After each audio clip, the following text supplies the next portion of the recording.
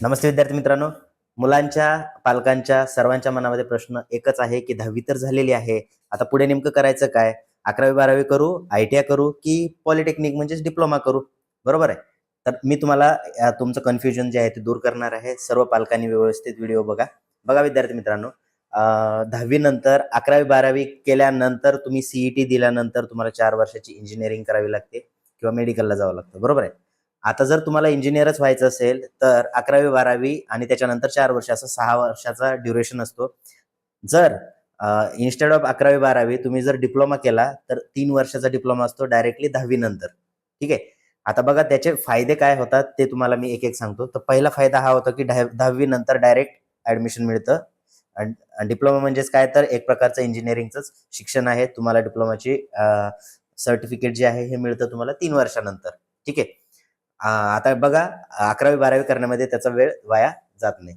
ठीक आहे. आता डिप्लोमा हे शिक्षण जे आहे हे जॉब ओरिएंटेड शिक्षण आहे. म्हणजे कंपनीमध्ये इंडस्ट्रीला जो प्रॉडक्ट पाहिजे किंवा इंडस्ट्रीला जे इनपुट पाहिजे ते डिप्लोमा शिक्षणामध्ये त्या ठिकाणी दिलं जातं. जसं की त्या ठिकाणी ट्रेनिंग होतात. इंडस्ट्रीमध्ये तुम्हाला डायरेक्टली इंटर्नशिप करायला मिळते डिप्लोमा कंप्लीट करण्याच्या अगोदरच. त्यामुळे काय होतं तर डिप्लोमा कंप्लीट झाल्यानंतर तुम्ही डायरेक्टली कंपनीमध्ये अप्लाय करू शकता किंवा कंपनी तुम्हाला डायरेक्टली कॅम्पसमधनं सिलेक्शन करते. पण 12वी झाल्यानंतर तुम्हाला सिलेक्शन होत नाही. ठीक आहे. आता राहिला प्रश्न हा की सर 11वी-12वीला कमी फी असते, त्यानंतर डिप्लोमाला जास्त फी असते. तर विद्यार्थी मित्रांनो, जसं की मागच्या वर्षीपासनं मुलींसाठी फ्री एज्युकेशन केलेलं आहे. यामध्ये ट्युशन फी जी आहे ही टोटली माफ झाली. टोटली म्हणजे त्याची ट्युशन फी जी आहे, ट्युशन फी काय झालेली आहे टोटली माफ झालेली आहे. जनरली जर 1,00,000 रुपये कॉलेजची फी असेल तर त्यातली 90,000 पर्यंत काय असते तुमची ट्युशन फीस असते. 10% जे आहे ते तुमची डेव्हलपमेंट फीस असते त्या ठिकाणी. जनरली ढोबळ मानानं सांगतो मी. ठीक आहे. तर ट्युशन फी माफ झाली म्हणजे मुलींना एज्युकेशन फ्री झालेलं आहे. SC-STला फ्रीमध्ये असतं, SBCलाही फ्रीमध्ये असतं. SBCला मुलींना तुम्हाला फक्त काय करावं लागतं डेव्हलपमेंट फी भरावी लागते. आहे ना? Development fee. Tuition fee totally माफ आहे. SC-ST साठी 100% माफ आहे. डेव्हलपमेंट फी सुद्धा माफ आहे. ओके. तर अशा प्रकारे काय आहे तर सवलती खूप साऱ्या आहेत. त्याच्यानंतर फ्री शिप असते. भरपूर बेनिफिट या ठिकाणी मिळत आहेत. ज्या पालकांचं उत्पन्न 8 लाखाच्या आतमध्ये असतं त्यांच्यासाठी. ठीक आहे. डिप्लोमा केल्यानंतर 3 वर्षाचा डिप्लोमा झाला की तुम्हाला डायरेक्ट सेकंड इयर इंजिनिअरिंगला ॲडमिशन मिळतं. हा एक बेनिफिट आहे त्याचा. ITI पेक्षा जर कोर्सेस बघायला गेलो तर आपल्याला ॲडव्हान्स कोर्सेस आहेत. याच्यामध्ये तुम्हाला मोठमोठ्या कंपन्या ज्या आहेत त्या directly as a junior engineer म्हणून घेतात. ठीक आहे. त्यानंतर इंटर्नशिप असते, याच्यामध्ये प्रोजेक्ट्स असतात, इंडस्ट्रियल व्हिजिट असते. त्यामुळे तुमचं काय होतं तर इंडस्ट्रीचं नॉलेज जे आहे ते चांगल्या प्रकारे राहतं. तसेच बघा डिप्लोमा कंप्लीट केल्यानंतर तुम्हाला प्रायव्हेट कंपन्यामध्ये तसेच गव्हर्नमेंट च्या मध्ये पण तुम्हाला ॲज अ ज्युनियर इंजिनियर म्हणून जॉब मिळतो. जसं की गव्हर्नमेंट जर बघायला गेलो आपलं तर सगळ्यात मोठा भारतातील सेक्टर जो आहे नोकऱ्या देणारा तो आहे रेल्वेचा. तर रेल्वेमध्ये बघा ज्युनियर इंजिनियर म्हणून मेकॅनिकल इंजिनियर असेल, इलेक्ट्रिकल इंजिनियर असेल याची अपॉइंटमेंट होते. तसेच लोको पायलट जे असतात म्हणजे जे रेल्वे चालवतात तर त्याची पण एलिजिबिलिटी ही डिप्लोमा आहे. डिप्लोमा मेकॅनिकल किंवा डिप्लोमा इलेक्ट्रिकल वगैरे आहे ना. त्यानंतर तसेच रेल्वेमध्ये किंवा तुमच्या ज्या सरकारी खाते असतात त्याच्यामध्येही तुमच्या डिप्लोमा बेसिसवरती जागा असतात. ठीक आहे. हे झालं गव्हर्नमेंट. प्रायव्हेटमध्ये तर डेफिनेटली तुमचा डिप्लोमा कंप्लीट झाल्यानंतर कॅम्पसमध्ये तुमचं त्या ठिकाणी सिलेक्शन होतंच. ओके.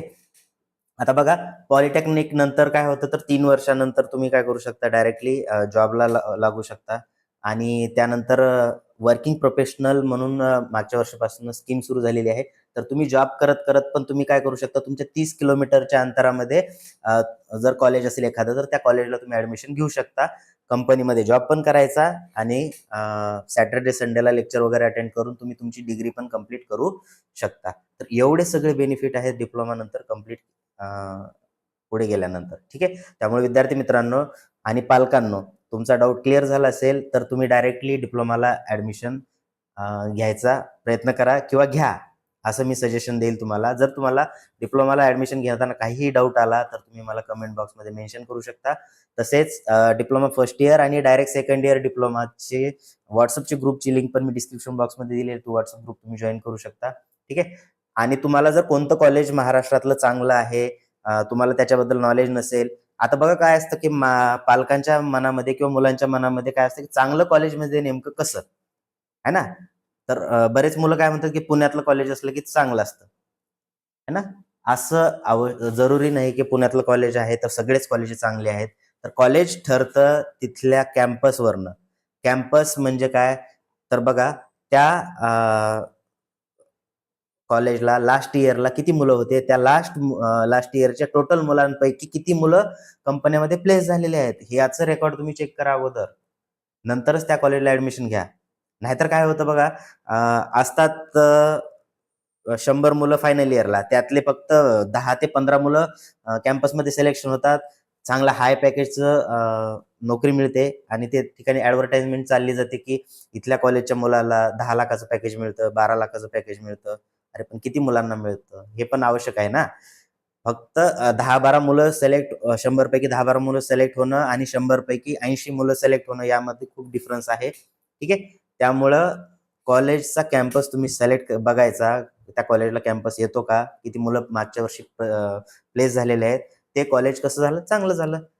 दुसरा मुद्दा हा असतो की त्या कॉलेजला लेक्चर होतात की नाही, त्या कॉलेजच्या लॅब वगैरे वेल डेव्हलप आहेत की नाही, फॅकल्टी एक्सपिरियन्स आहे की नाही, हे पण तुम्हाला त्या ठिकाणी लक्ष द्यावं लागतं. है ना.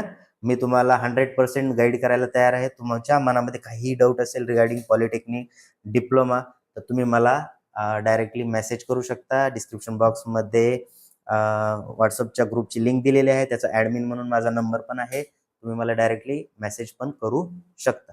ठीक आहे. पालकांना हात जोडून रिक्वेस्ट आहे की मुलांना बघा, आजकाल काय झालेलं आहे की टेक्निकल युग आहे, टेक्नॉलॉजीचं युग आहे.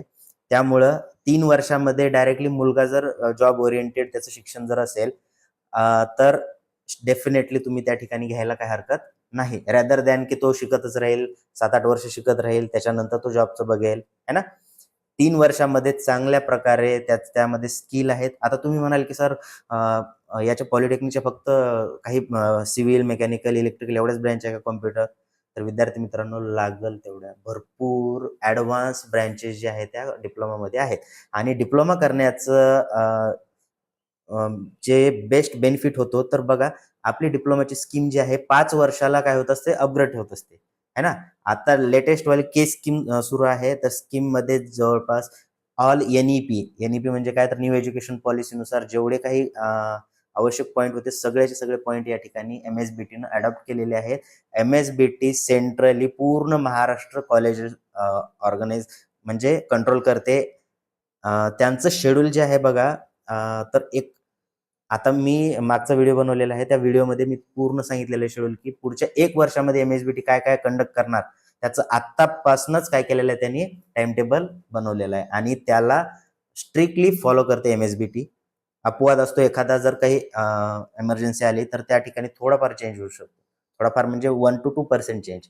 बट 100% MSBT काय करते, त्याचा टाइम शेड्यूल जो आहे तो फॉलो करते. आय होप तुम्हाला सगळं समजलं असेल.